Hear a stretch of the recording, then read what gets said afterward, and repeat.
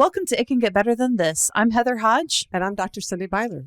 And we are continuing today with our season on autism through the lifespan. And we're excited to have another guest with us. I'm going to read his bio and then introduce him to you.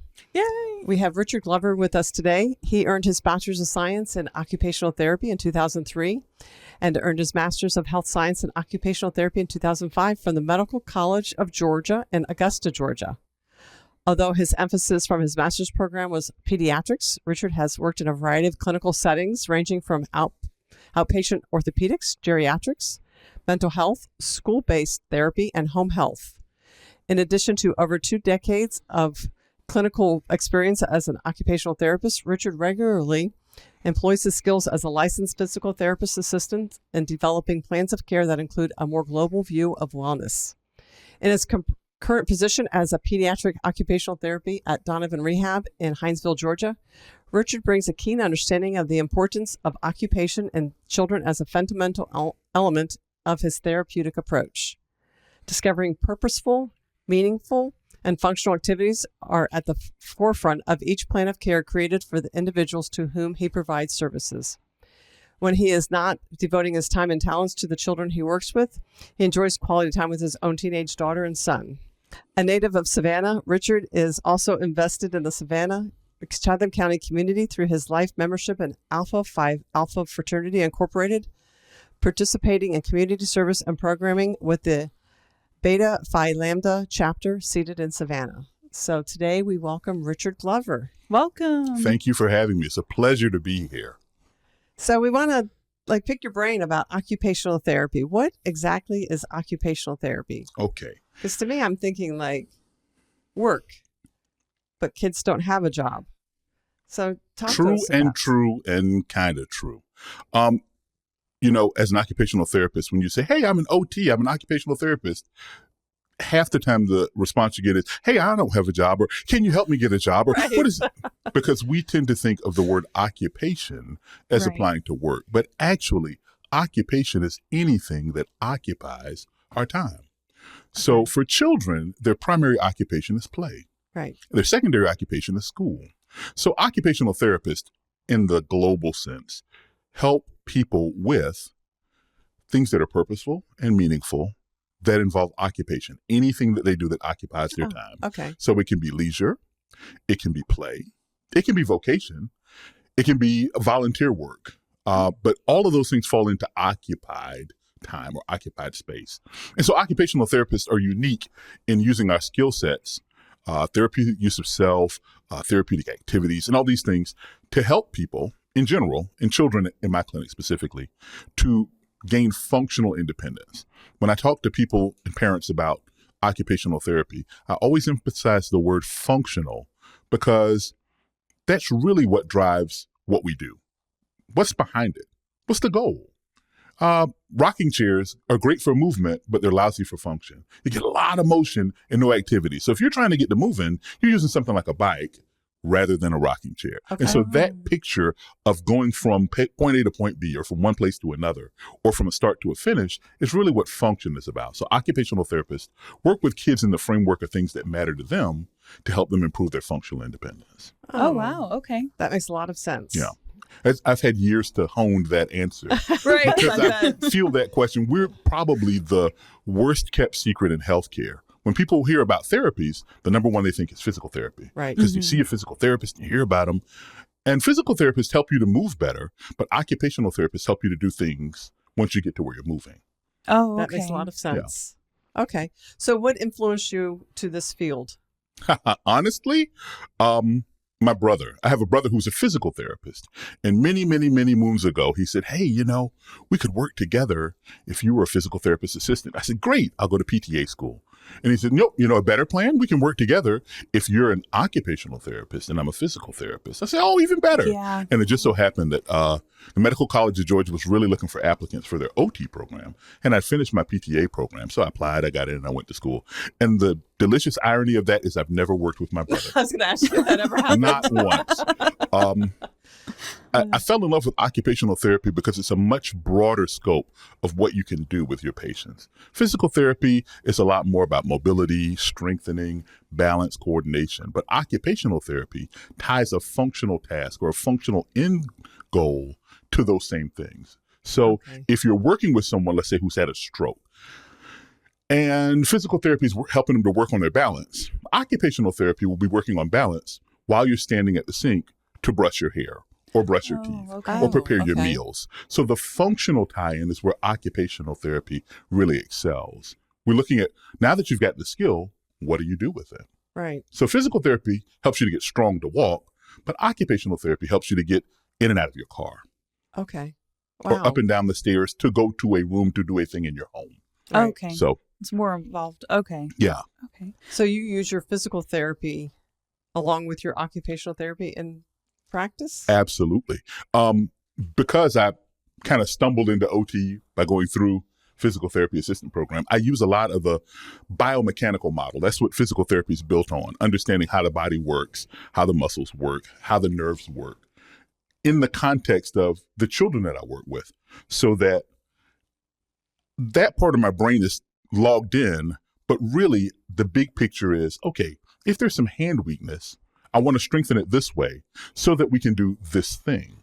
That's really smart. Yeah. So I don't cool. sell it as we're going to do some strengthening. When I'm writing documentation, sometimes I have to, spell out those things. But really, I'm talking about the end goal, what the function looks like.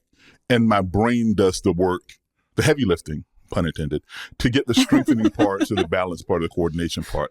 And we often don't think of those things. I think my personal experiences in OT has been really enriched by my background as a physical therapist assistant, because there are things that my eye as a PTA sees that help my OTI that a lot of people might not catch. One thing that occupational therapists work on a lot with kids is handwriting.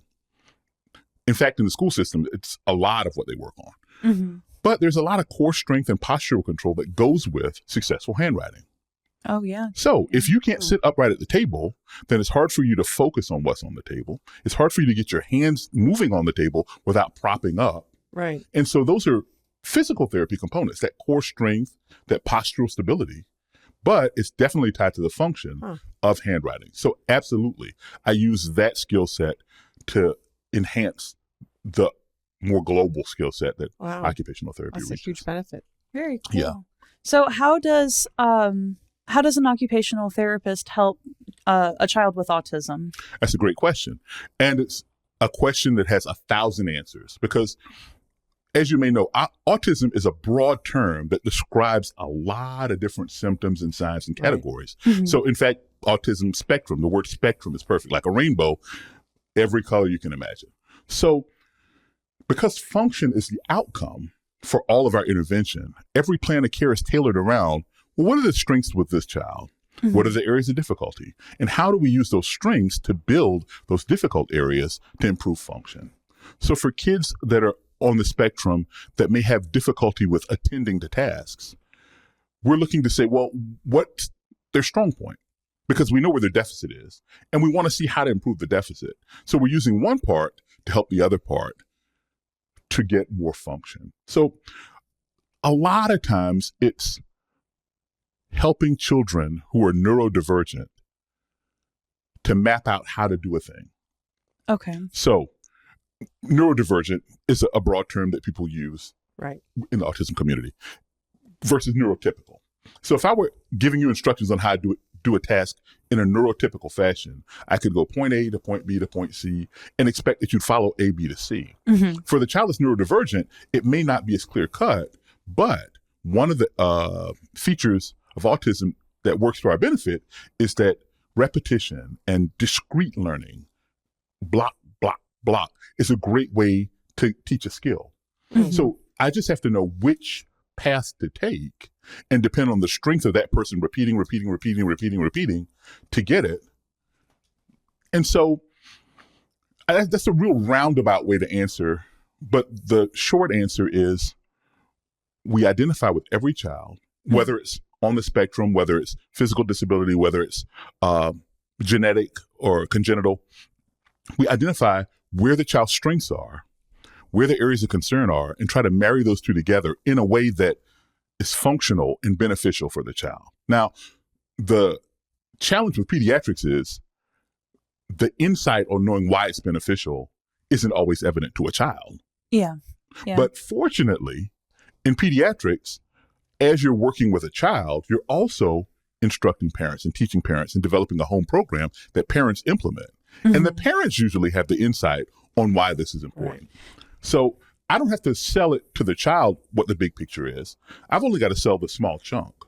Right. If the parent understands the big picture, they're at home working the small chunks like I'm working the small chunks. And the child is benefiting from bite-sized portions that they can master. Yeah. And feeling the success of mastering those bite-sized portions. And then the encouragement to try the next portion because they mastered that bite-sized portion.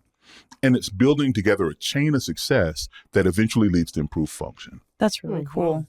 Can you give us a couple of examples that you use regularly with children with autism, like what the issue is or what the goal is, and then how you get there? Okay. One challenge that not just kids that are on the spectrum, but kids in general these days, is they don't do a lot of work with manipulatives with their hands. Mm-hmm. We live in a 21st century where everything is digital. And so this is the PTA brain kicking in. The hand structure is designed for the thumb to oppose the other fingers. Now, this is all, again, textbook stuff. So, but most things that we operate don't involve hand in opposition. They involve the hand next to the other fingers. So kids have a lot of weakness in their hand that impacts their functional engagement. So kids that are on the spectrum may be manipulating devices and using their pointer or even their long finger and rarely engaging their thumb, because if you're holding a tablet, it's resting in your fingers. Your thumbs are on the side. Whereas if you're holding a ball, your thumb is in opposition. If you're holding a book, your thumb is in opposition. If you're holding a hamburger, your thumb is in opposition.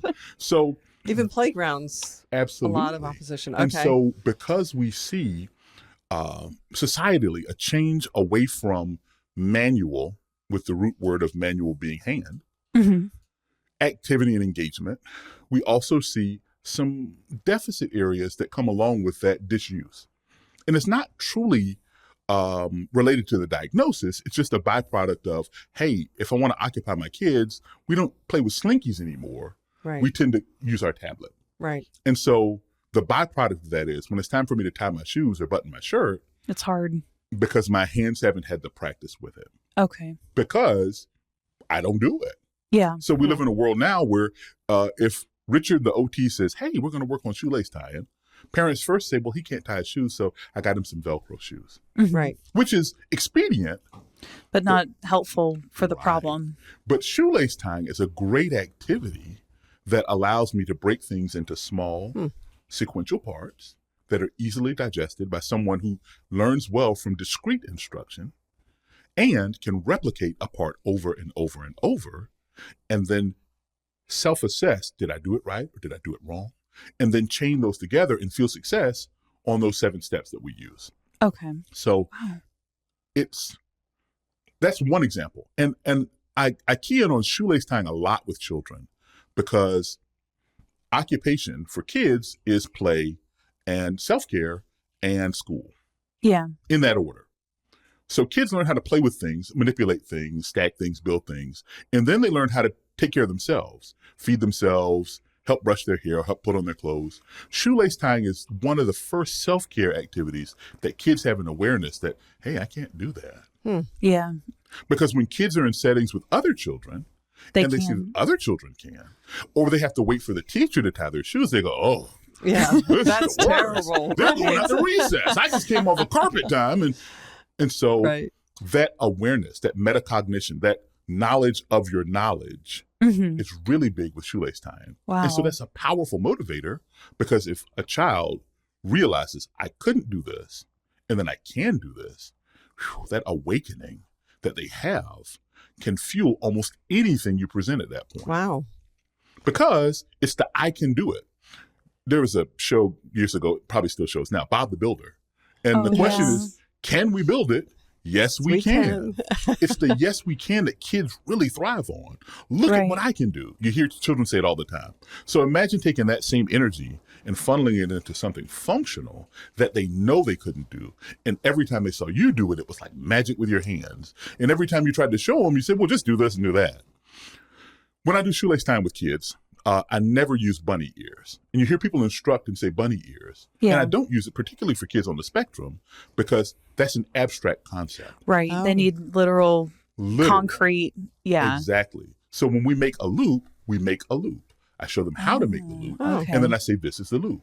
When we make an X, we make an X. I show them how to make the X, and then they make the X. I never say bunny ears because it can be pointy. It can be floppy. That's It can be true. round. Right. It can be big. It can be small. And so it's a task that lends itself to kids on the spectrum being able to grasp because I'm not depending on an area of weakness for them. I'm depending on an area of strength for them. They can see it. They can replicate it over and over and over. And I can show That's it cool. in a way that they can do it. So that's a really good one. And parents are often surprised because I'll say we're going to work on shoelace time. They go, oh, Johnny can't tie his shoes. Well, that's why we're going to work on it. Right. That's why they're here. Right. Because if he could, then we'd be working on something other than. Right. But when they're saying that, what they're saying is that's a skill mastery that I'm not sure that they can manage. Yeah. And that goes into their system, Absolutely. even if they're not even conscious that that's what's going on. Absolutely. And children are keenly aware of confidence in self and confidence from others in their skill sets.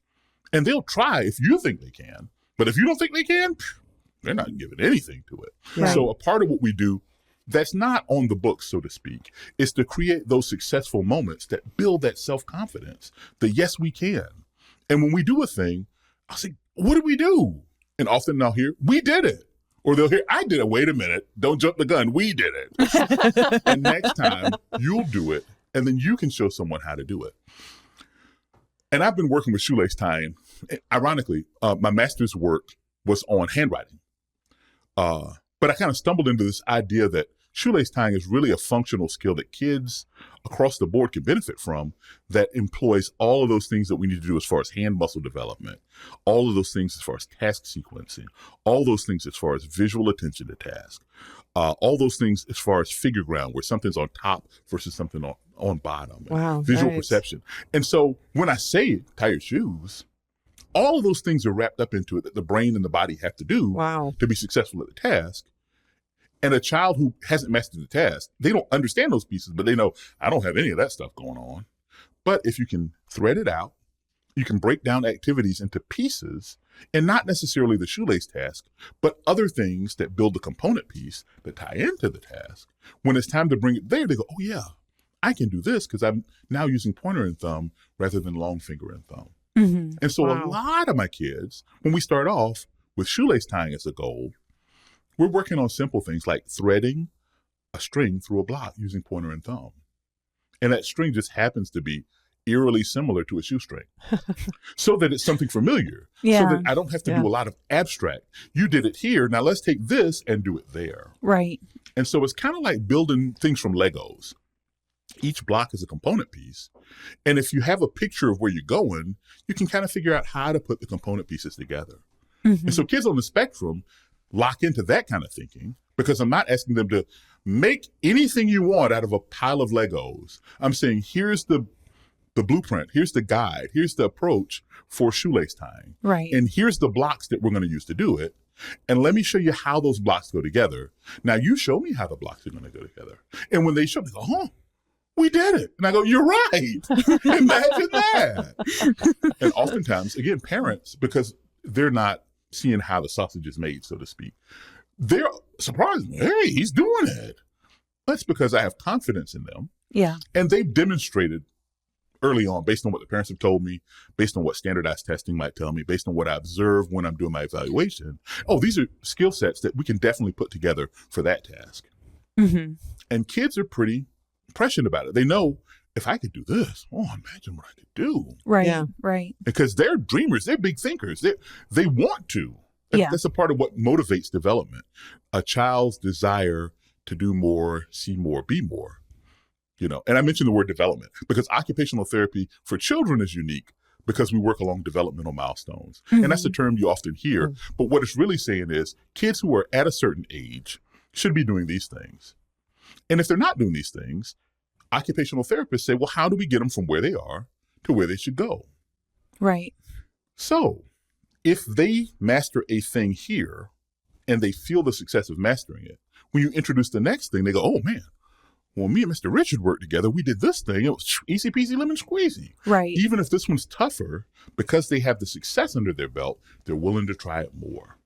We did a season, or one of the episodes in one of our previous seasons about the power of words. Absolutely. And how, like, the effect that they have on the brain as well. Absolutely. And I just was thinking about how much more powerful it is when you're a child, and the sky is the limit when you from a base level from where you start, but the influence from a trusted adult. Absolutely. Yeah. And I guess in your position, like, they do trust their parents, but it's like parents and then expert. Yes. And they're going, well, Mr. Richard is the expert on why I'm here. And that's a great point. And during my sessions, from the time of the evaluation, I strategically plan for the child to witness collaboration between me and the parent. right. So they understand we're on the same team. That's Even awesome. if Mr. Richard is pushing them, when they wrap up, Mr. Richard's given a good report, or sometimes not a great report, but a full report. Right. And when the session ends, I, and the child are all on the same page. Right. We end up with a high five, a good job. We talk about what we're going to do next week, or maybe what we could do better next week, Okay. and what parents will do at home to help boost that. Right. And that's intentional. Our clinic has implemented the practice of having parents come to the treatment room at the end of the session. So that you have one-on-one time, no real HIPAA violations about discussing what's going on. But more importantly, it gives parents a window into what happens during the session. They get to see the setup. They get to see the activities. They get to see the performance. Sometimes when they come in, we're still working on a thing. So they have been conditioned now, when you come in the room, just have a seat. And you can see Johnny work his magic. And Johnny is now encouraged because he's saying, right. look at what we're doing. And I'll say, hey, show mom, what we were doing. And sometimes if they think they've done it well, they'll get right in and show mom. And sometimes if they're struggling with it, they may be a little reticent. And so I said, no, show her this part, the part that I know that they can do. Yeah. And then I'll talk to mom about the part that we had challenges on. So at home, this is the part you want to focus on, because he can do this part and he'll do it till the cows come home. Yeah. But that one area where we're trying to strengthen, this is where we need reinforcement. Right. And so what you said about the power of words is absolutely true. In the therapy world, there's two types of motivation. There's extrinsic motivation that comes from outside, and then there's intrinsic motivation that comes from within. And so we use our therapeutic use of self as a term that we use in occupational therapy, meaning that as the therapist, I'm also a tool in helping the therapeutic process. So if my words are encouraging and my high fives are encouraging, my use of self, my tone of voice, put it right here where I whisper because I want them to place gently, or be careful if I want them to pay extra attention. Yeah. That therapeutic use of self helps those words go from extrinsic, I'm doing it because Mr. Richard says, To intrinsic, yeah. I'm doing wow. it because when I do this, I feel good about it. Yeah. In the speech therapy world, they often use like things like lollipops, because that helps with oral motor control as a reward for kids. And for some kids, it's conditioning for them where, well, if I make it through, boy, I'm going to get that lollipop at the end. Right. And I tell parents at the beginning, Mr. Richard doesn't use food rewards, candy rewards, because if I run out of candy, I may run out of work. Yeah. But if I use high fives as rewards, as long as I bring my hands to therapy, Right. You're as long okay. as I bring my voice to therapy, I've got everything. And so they learn to trust that Mr. Richard's good job means, oh man, I did a good job. And when Mr. Richard tells mom I did a good job, oh man, mom, Mr. Richard said I did a good job. And even on those days when they're challenging, I remind parents in the presence of children that children are people just like we're people. Sometimes they have a rough night. Sometimes they're not in the mood for Mr. Richard. Yeah. And so we show grace the same way I expect people to show grace for me if I woke up late because my alarm didn't go off and my son was dragging and I'm trying to get it together. Because kids that come for therapy need even more support when they're trying to get it together. Yeah. Yeah. And so kids that are on the spectrum, I'm keenly aware of that. I had a fella yesterday who usually works well with me. He's a preteen, a tweener. He's like 11. He's on the spectrum.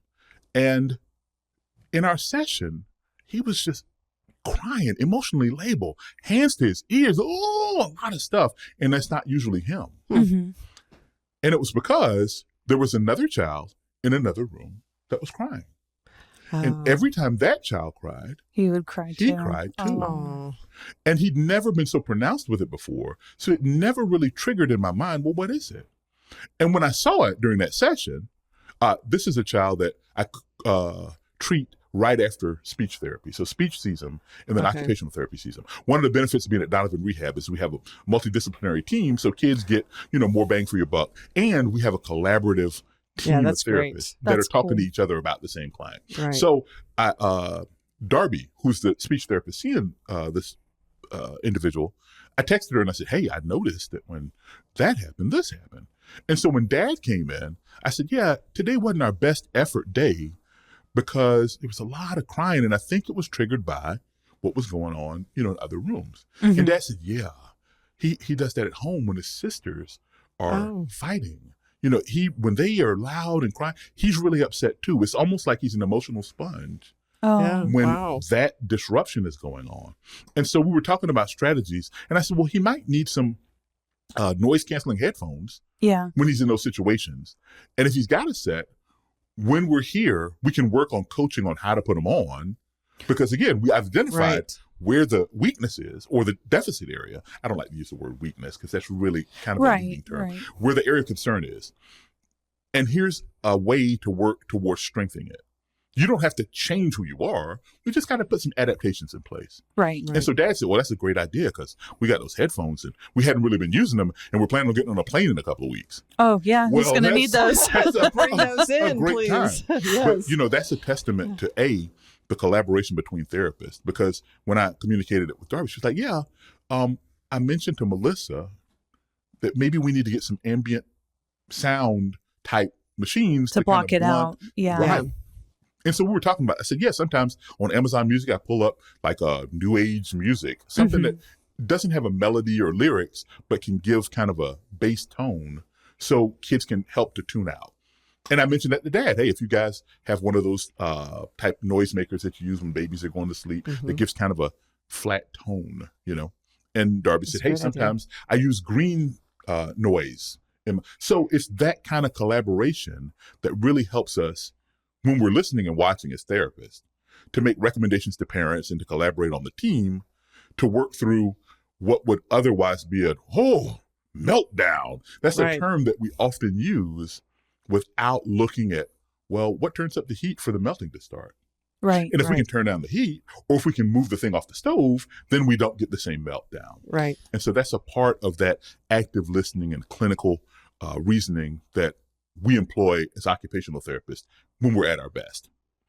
Wow, that's great. That's really cool. So is there a difference when you are working with a child, teenager with autism versus other special needs?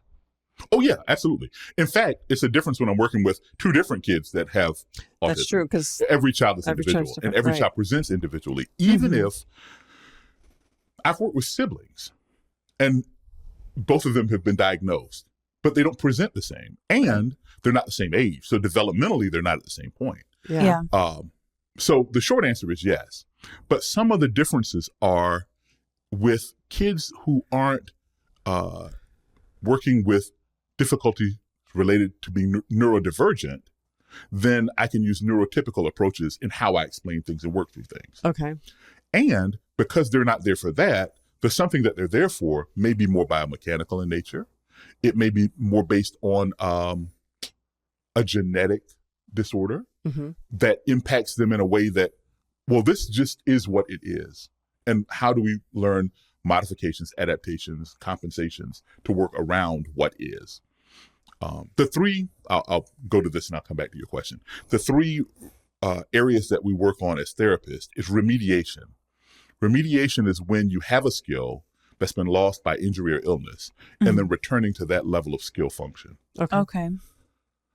Compensation is you've had a skill. It may have been lost by illness or injury, or if you didn't have it, it's a deficit. And you're not trying to get back to where it was, you're trying to do a workaround. Okay. So if I have 5 fingers and I lose a finger in a mechanical accident, I've worked with a patient who had what they call a degloving, where he was wearing his wedding ring and he was in a factory. Oh, no. And the wedding ring got caught up in the machinery. Yeah. Yeah. Well, there's no regeneration of that limb. Right. But you can learn compensatory strategies Okay. from the biomechanical model. The ring finger and the pinky are the 2 fingers that are really involved with forceful grasp. So if you lose your ring finger, it lessens your grip strength. Okay. So how do we work around a diminished grip strength if we're trying to do things that involve forceful grasp? So that's the therapy problem that compensation addresses. Okay. He still got grasp, not quite what it was, never going to be what it was. Right. So what's the workaround? And then adaptation. Adaptation is you either didn't have or have lost a particular skill set due to illness, congenital defect, injury. And we're not looking for a workaround. We're looking for kind of a replacement path. The adaptation for me is glasses. I was born with astigmatism, lousy astigmatism in my left eye. I would never try to drive anymore. Once upon a time I drove without. I went to my eye doctor and said, how have you been driving at night with astigmatism? By God's grace, I didn't know. So the adaptation is my eyeglasses. They correct my vision enough for me to see clearly. So sometimes it's not rebuilding, it's finding the proper adaptation. For an amputee, you're never going to regenerate this thing. Right. Right. But the adaptation will allow you to maintain functional independence. Okay. So when I'm working with kids that aren't neurodivergent, sometimes I'm looking at, well, is it remediation, adaptation, or compensation as far as their treatment plan? Right. I had a little fellow with cerebral palsy who, for him, the plan was kind of a blend of adaptation and compensation, because with cerebral palsy, it's diagnosed when you're 2 years old. It has to do with limited oxygen to the brain that impacts muscle development. So you kind of get the cards you're dealt, but it doesn't mean that your muscles won't grow and develop with therapy. So what do we do to help this child who's got some limitations in hand movement to tie his shoes? So we're still looking at the same functional outcomes. Right. It's how we approach it that really changes based on the diagnosis. Okay. And I don't treat based on diagnosis. Let me say that, because autism presents different ways in different children. Right. I use my clinical eyes, clinical reasoning skills, chart review from what physicians tell us, standardized testing to get a picture of what we're working on. So just because someone comes in with a diagnosis, A, it doesn't mean they need OT, and B, it doesn't mean I'll treat them the same way that I treat someone else. Right. You know. Okay. So how do you know if, for our audience, if you or your child needs an occupational therapist? In the state of Georgia, occupational therapy is typically referred by a physician. Okay. It's not a direct care service, meaning I couldn't walk in off the street and say, hey, I want some OT. It has to be with a physician's prescription. Okay. So typically, our kids come to us when they go for checkups with their doctor, and the doctor makes an observation based on what parents are saying or some sort of milestone chart to determine where they are developmentally, to say, hey, Johnny should be doing this, but he's not quite doing that. Occupational therapists are the ones who see milestones and help move along that path. So that's primarily how we determine if someone comes to OT. It's usually through doctor's referral. Okay. And it's usually at checkups that happen at age milestones. You know, you may go to the doctor 6 months and a year, and then 2 years, and then 3 years, and 4 and 5. And those milestones pretty closely match what we see on a developmental chart. And if it's a gray area, a doc may wait and say, well, he's in between these two. But if it's a glaring delay, the doc will say, oh, let's get on to it. Okay. In fact, in the state of Georgia, the program for early intervention, Babies Can't Wait, targets children up to age 3 in the home setting. So when kids go in for checkups, the doc may recommend a series of physical therapy or occupational therapy or even speech therapy in that setting before they're 3. Because what we've learned from research is that the earlier you address a delay, the faster you can move past the delay. Right. So right. That's why they say early intervention is key. Absolutely. Absolutely. Yeah. And it's proven to be so. And I've encountered kids that I've seen in that early intervention window. I don't see as many now because, again, that's in the home setting and we're an outpatient clinic. But I've encountered kids that I've seen that later on I've encountered in the community. And Johnny's doing great. I'm so glad, because those milestones kind of spread out from age 6 to 11. Mm-hmm. So if you were delayed at age 4, but you caught it at age 7, you don't appear to be delayed anymore. Because the next big milestone isn't for another couple of years. So parents are elated that, hey, we identified it early, we addressed it early, and now Johnny's on track with everybody else when he's in school with his classmates, tie and shoes. Right. Right. So I keep going back to shoelace tying because that's one of my big things. Yeah. No, that's okay. Is there another big thing that you focus on in treatment? Absolutely. For kids that are school age, we do a lot of visual motor skills. And it's just what the name implies, is what you see versus what your hands do. Okay. And it can be either with an object like a marker or building things like puzzles. Mm-hmm. So it's your eyes talking to your hands, basically, and trying to get them to work together. Integration. Exactly. Okay. Exactly. And for kids, sometimes it's the visual piece. So that's why whether or not a child has had a recent eye exam is important. Mm-hmm. Oh, And then sometimes it's motor, whether or not they have any kind of underlying weakness, like we talked about with core strength. Yeah. Kids that tend to be low tone, meaning that their muscles aren't doing the job of holding them in position, often have difficulty with things like handwriting because the motor part of the visual motor integration is lagging. Okay. Whereas kids like me with terrible eyes that don't have glasses on often have challenges with the visual piece. One of the assessment tools that I use a lot with school-age kids is called the Beery VMI. VMI is for visual motor integration. Beery is the name of one of the two people who came up with the assessment. And so it looks at copying a series of shapes. And just based on it, you can see a lot about how a child holds a pencil, whether or not they're consistent with hand dominance, what their posture is, whether or not they're visual tracking. You're observing these things as they're completing it. But the really good thing about the Beery VMI is it's got two subtests. One is for visual perception, and the other is for motor coordination.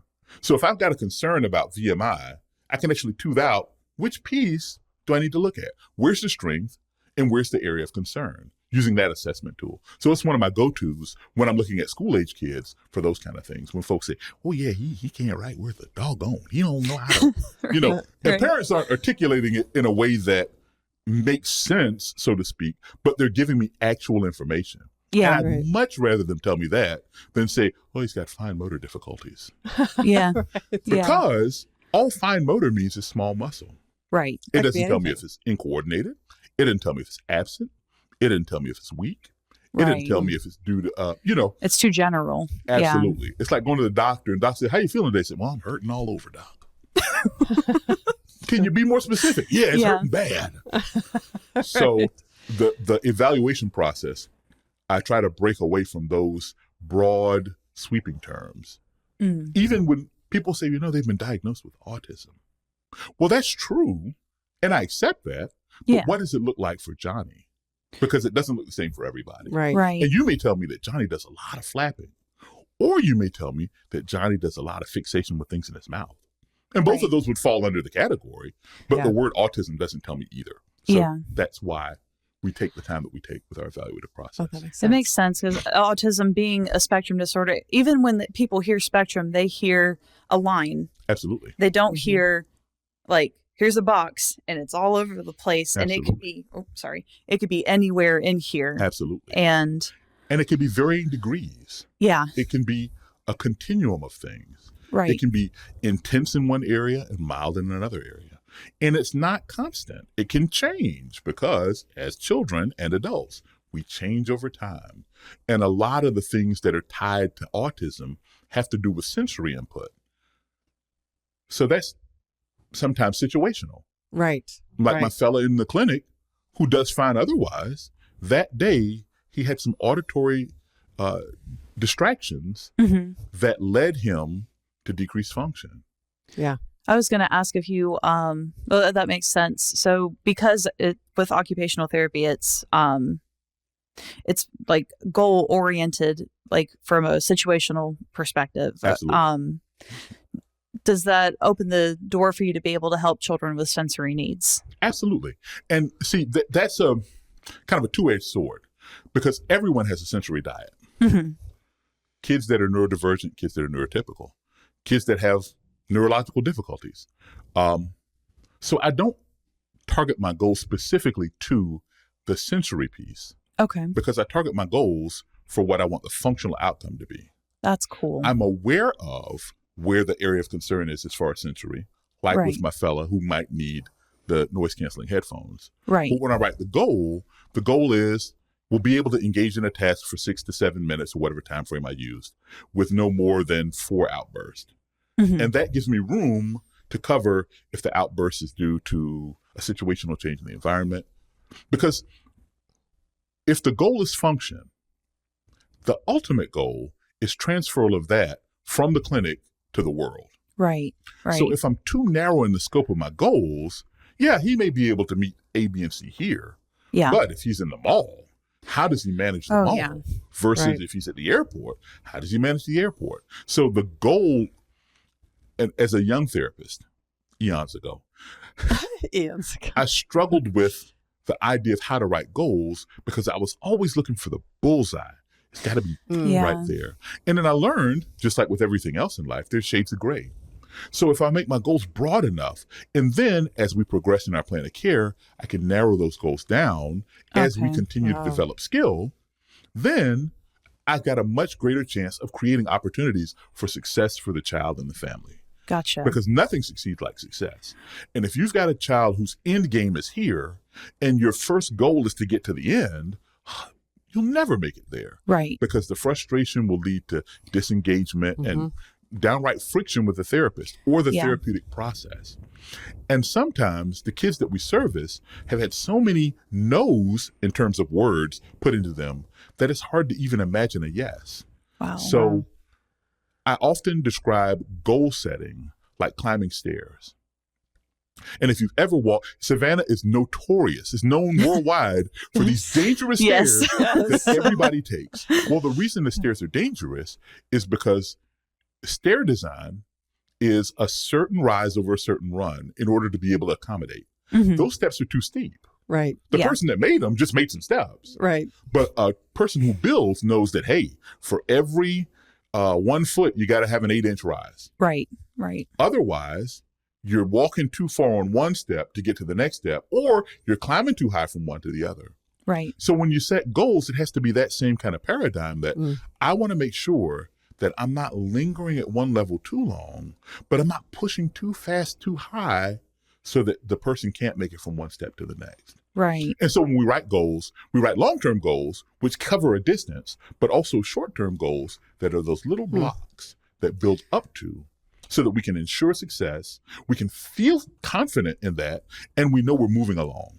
Okay. Because the one thing I can't do as an occupational therapist is motivate. I can encourage. Yeah. Yeah. I mean, my car that I drove today can be top-notch, but if the battery dies, there's nothing I can do to get it started, Right. unless there's something to jump it.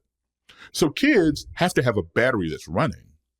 And the thing that wears out the battery the fastest is failure. Yeah. So if we create opportunities for success, that keeps the battery fueled, and then they're learning how to drive better and they're more efficient. And then I don't have to, they crank themselves up. Right. Right. A lot of the kids that I work with, most of the kids that I work with, my therapy room is set up by design to have minimal visual distractions in the area where we're working. Because kids on the spectrum and kids in general, if they see lights and sounds and, well, I'm looking at all this, but the work is here, but I'm looking at all this.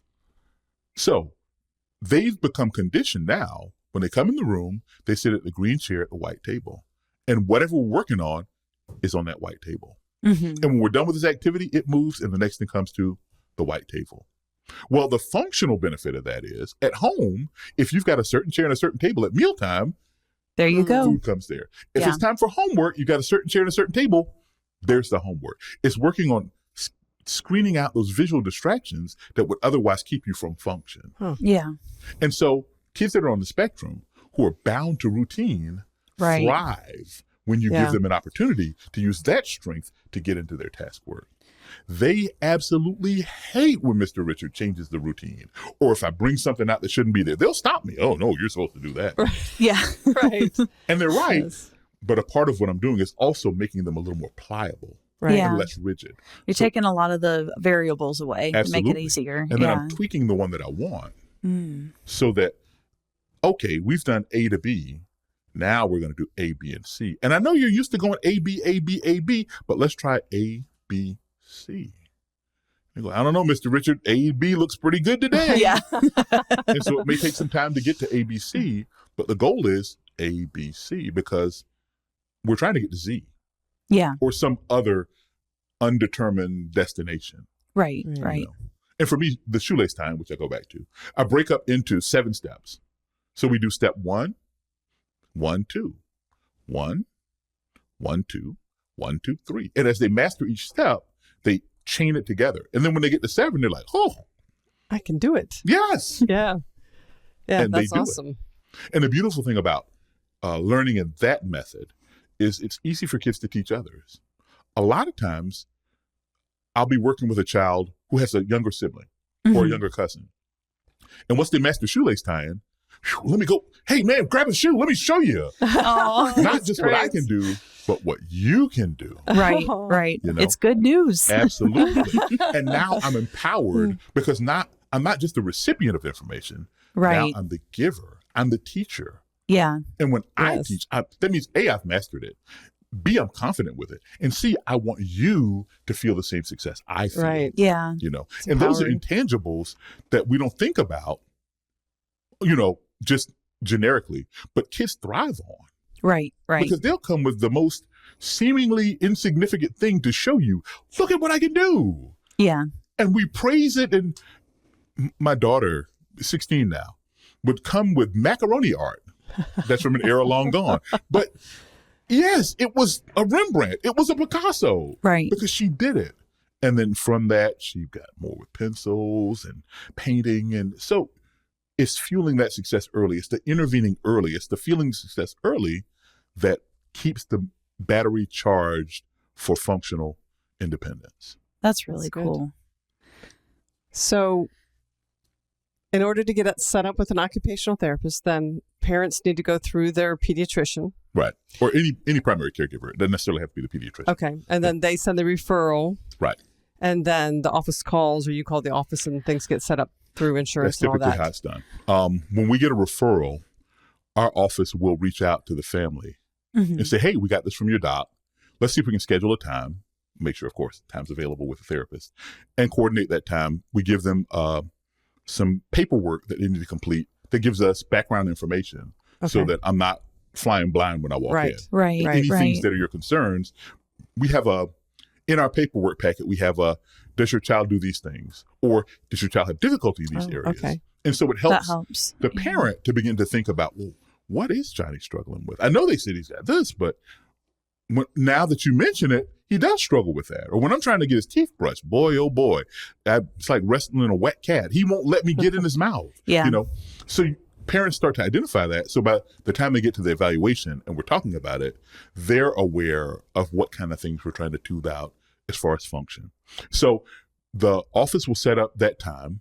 It's usually an hour window for evaluations at our clinic. Okay. And they'll bring in whatever necessary paperwork and identification for insurance purposes. The office will handle all of that. When they come back with me, the first thing I ask them without fail is, tell me what's going on with this guy or lady.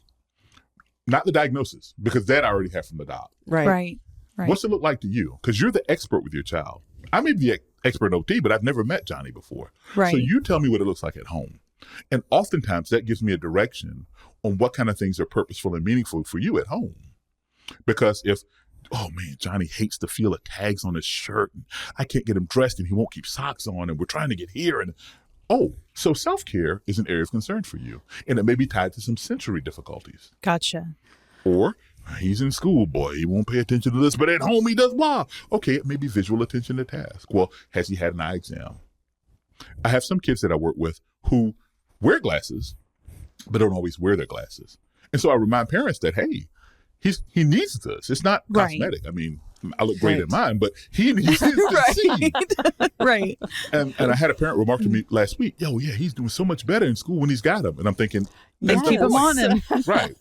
And it's a marked difference when they're with me because they can see and they can do and they get more praise. They're more confident. Yeah. And sometimes children can't articulate what their areas of concern are. And so Right. it takes being very perceptive and being consistent so that they understand that when you do this, there's the outcome.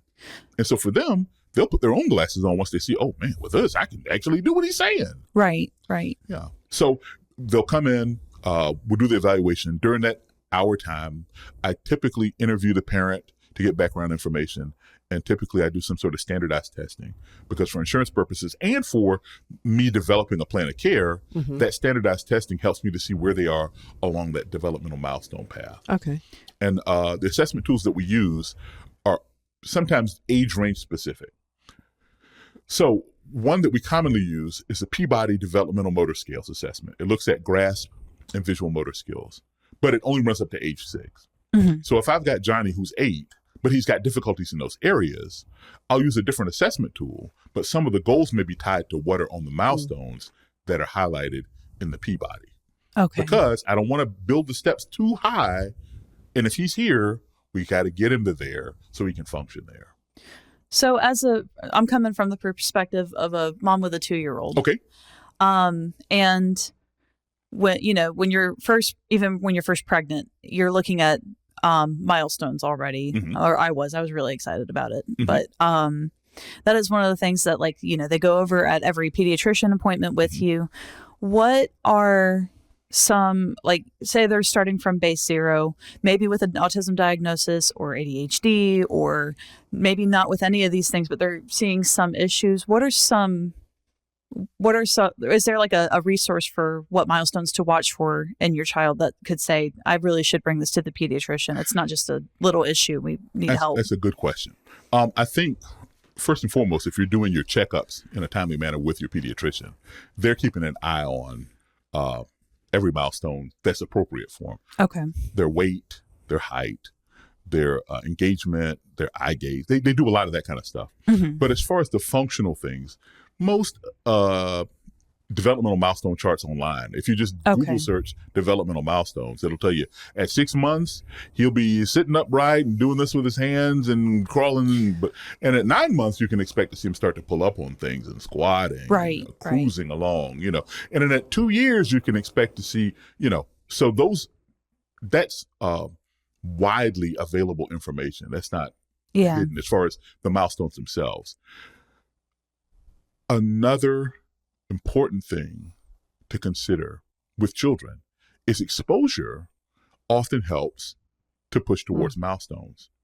So if I'm asking a child to scribble with a marker during my assessment, but at home he's never seen a marker, he doesn't go to daycare, it's just him and mom, he's not going to know what to do. Right. And it may not be because he has a delay. He hasn't been exposed to it yet. Absolutely. Yeah. Okay. So a lot of milestones aren't met because there's not exposure. On the Peabody, that developmental motor skills, there's a section with cutting with scissors. Well, most of the kids that I see fail miserably at that, not because they can't, but it's because limited exposure. Had scissors one time and now he looks like Mo from the Three Stooges. No more scissors for Johnny. Yeah. So I tell parents that as well too.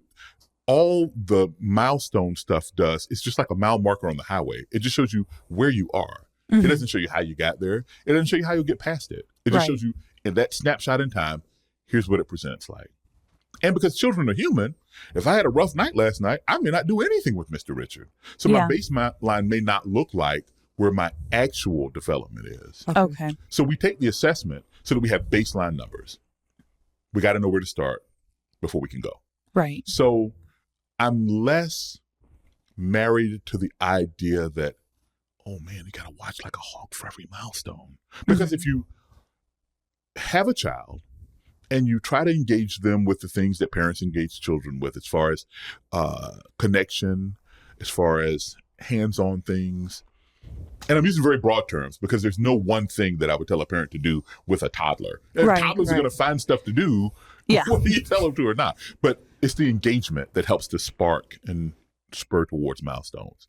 If you're doing those things and you're not seeing movements, that's usually the indicator that you should say, hey, I would expect that now he'd be screaming up a storm. Right. So sometimes that's an inroad for a speech evaluation and an ear exam, because those are the things that usually contribute to language development, for example. Okay. Or, man, he didn't start walking until he was 4. And right. when he's standing up, it's like he looks like a Raggedy Ann doll. Yeah. Well, those are things that may be for a physical therapy referral. Or, man, he won't pick up a spoon to save his life and he's 4. Right. But he'll scoop it up with his hand. That may be an indicator for an occupational therapy.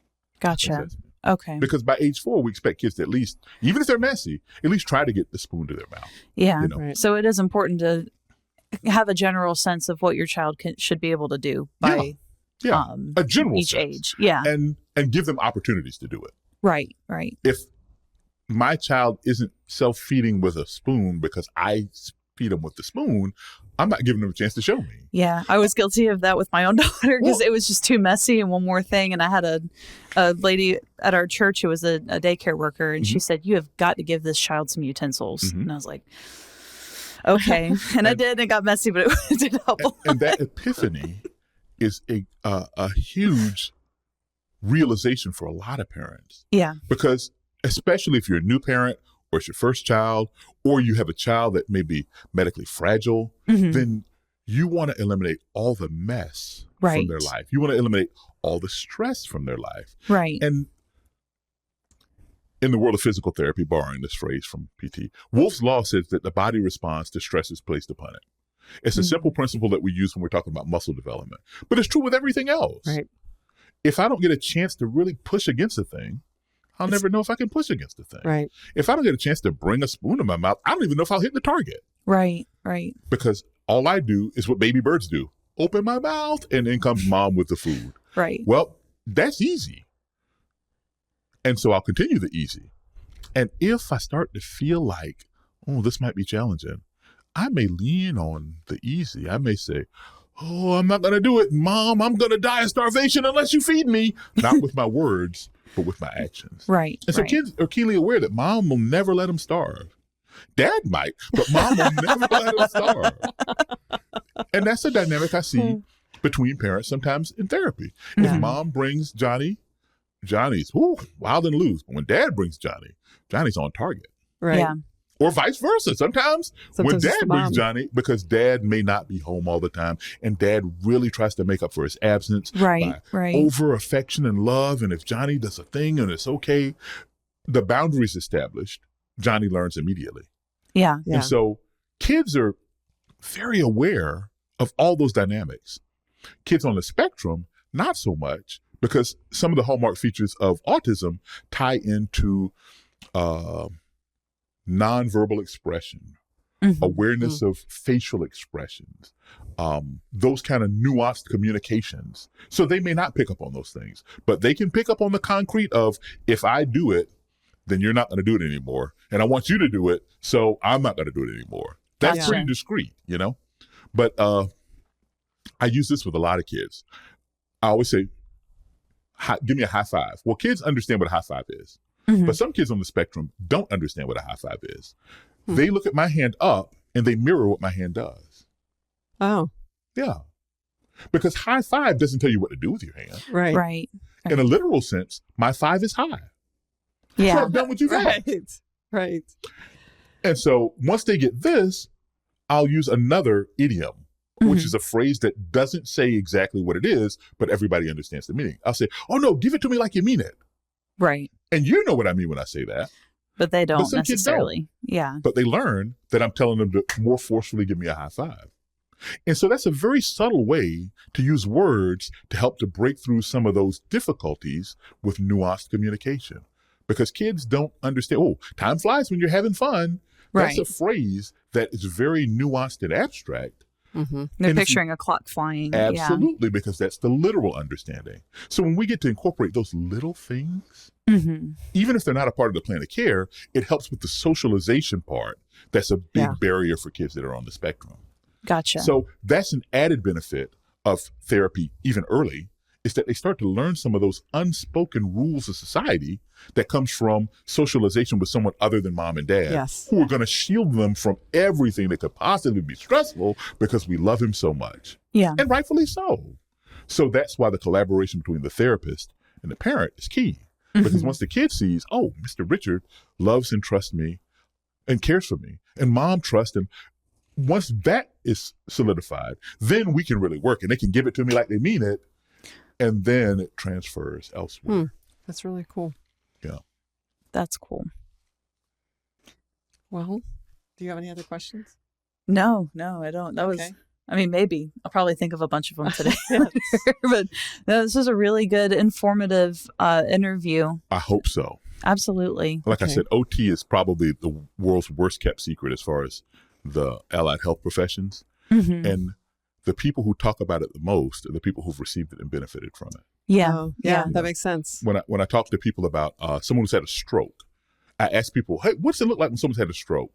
And the first thing they tell me is this posturing of the arm that you see. Mhm. Well, in a perfect world, if you've had a good OT, you don't have that posturing Right. because you're actually using Oh. that limb and functioning. But someone who's had a stroke understands that occupation is more than just being able to physically move. Yeah. Because if you've had a Yeah. stroke and you've lost your ability to make a sandwich or to dress yourself or to do your own hygiene and oral care, once you relearn that, or you learn some adaptations or some compensations, then you'll sing the praises just like the kid that learned how to tie a shoe. Right. You go, Yeah. man, my occupational therapist was great. I couldn't do nothing. Right. And then you talk about all the things that you did. And so great outcomes with our individuals is our best advertising Oh, yes, as a for sure. profession. An education for Absolutely. other people. Right. Because people don't think Right. about us. They think about physical therapy. I got to get up and get moving. Well, now that you're moving, what are you going to do? Right. Right. And that's the question that occupational therapy answers: purposeful, meaningful engagement in things that matter to you. So, Mr. Richard, what is a good way for people to find out more information on what you do or where you work, or, they want more information? DonovanRehab.com. DonovanRehab.com. Okay. And our website talks about the clinic. It talks about therapies. It has bios and pictures of all of the therapists. And we've got a diverse staff. We've got young. We've got not so young. We've got male. We've got female. But most importantly, it's a comprehensive approach to speech and occupational therapy. And there's often on Facebook, I know we're there, and we update our Facebook page with things that happen during Autism Awareness Month and Speech Language Pathology Month and Occupational Therapy Month to educate the community about what we do and in the events that we host and our involvement in the community. Donovan Rehab is really committed to making sure that the services that we provide have a far-reaching effect in the community that we serve. Yeah. Wow. Well, this has been great. Yes, absolutely. Thank you so much for coming and joining us. You're welcome. For this. Thank you for having me. Like I said, I enjoy this opportunity because I'm working with kids all day. So Yeah. talking Right. with adults, fantastic for me. Great. Well, we hope you've learned a lot in this episode and in this season of Autism Through the Lifespan. We've loved having the workers, the what would I call them? The therapists from Donovan Rehab come and join us this season. Good If deal. you have questions for us and for our guests, you can put them on the comments below, and we'll do our best to answer them. And remember, it can get better than this. Have a great week.